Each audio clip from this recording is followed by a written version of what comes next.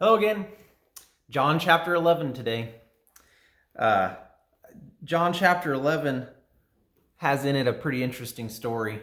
It's about Lazarus, and it's when Jesus raises Lazarus from the dead. It's actually the last of the miracles that's recorded in the book of John.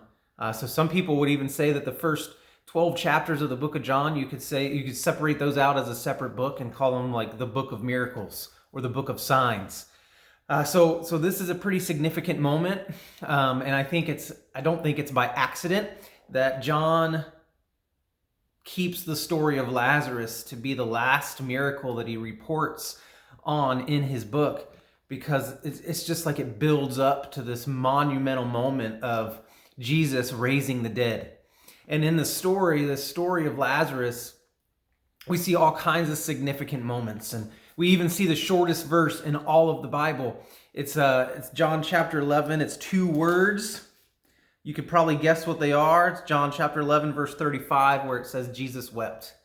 And so there's just this awesome moment in John 11 where we get to see both the humanity of Christ and we also get to see the divinity of Christ at work, right? We get to see Jesus broken and hurting with his friends and his loved ones over and grieving with them as Lazarus is dead and buried in the tomb, been there for 4 days by the time Jesus gets there, and Jesus still breaks with them and hurts with them. And that's that loving, caring, compassionate, and human side of Christ that we can all relate to. And I love knowing that we have a Savior that hurts with us, right? And mourns with us and grieves with us and cries with us and celebrates with us and is there with us in all of life's hard moments. And so we see that in chapter 11, but we also see the divine aspects of Christ too, as Christ waits purposefully a couple of days after finding out that Lazarus is dying. He waits 2 more days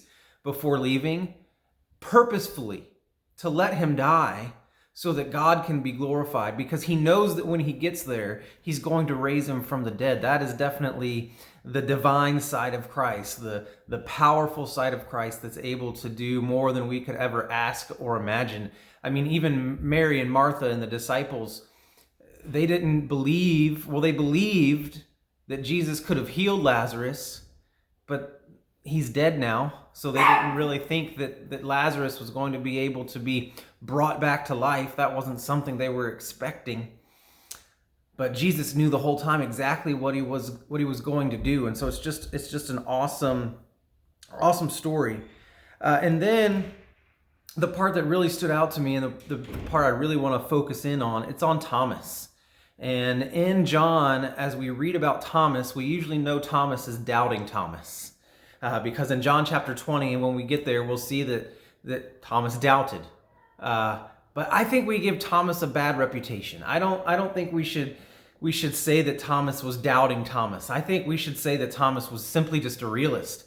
I think Thomas is probably bold enough and courageous enough to say what everybody else was probably already thinking. Because early on in this chapter, when Jesus is talking about going back to Judea, the disciples are like, no, let's not go back there. People are trying to capture you, arrest you. They're trying to kill you. Last time we were there, they were trying to stone you. Like, I don't think this is a good idea. We should not go back there. And if Lazarus is just asleep, he'll wake up and he'll get better. And that's when Jesus says, no, Lazarus isn't just sleeping. Lazarus is actually dead. And I'm going to go and do this amazing thing so that you folks might believe. And then it's in verse 16, where it says, Thomas, who is called Didymus, said to his fellow disciples, let us also go so that we may die with him. Let us also go so that we may die with him. We read that and it's just like this hopeless comment that Thomas just made, right? Like, here we go, we're gonna go die. So we might as well get to it, right? Just hopeless. But I think Thomas is just acknowledging the real threat that lied ahead of them in going back. But if you also notice, Thomas goes with them. Thomas acknowledges that it's a real threat, and I think Thomas is doubting the success or the point of even going, but Thomas still goes. He acknowledges the threat He acknowledges the doubt, if we want to call it that, and then he goes anyway. And I take that as a challenge for all of us, that there's going to be times in our life where we doubt God's plan. There's going to be times where we question him, where we're not sure about the outcome, and we don't think it's going to end well, right? But what Thomas shows us is that we can still follow God even if we're doubting a little bit. We can still follow God even if we're questioning a little bit, because I think deep down Thomas, even in his doubt, still believed that following Jesus was the best option.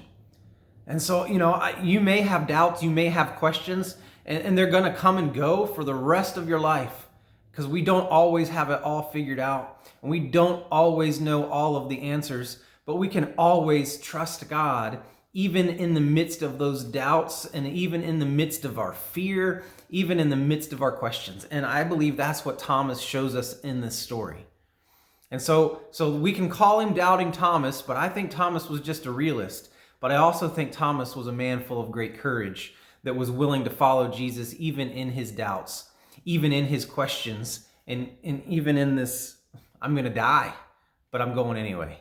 So I want to encourage you to follow Jesus today, even if you're doubting or questioning, follow him anyway and see where he leads you. And I guarantee you it'll be worth it. So follow him with courage. Guys, have a great day.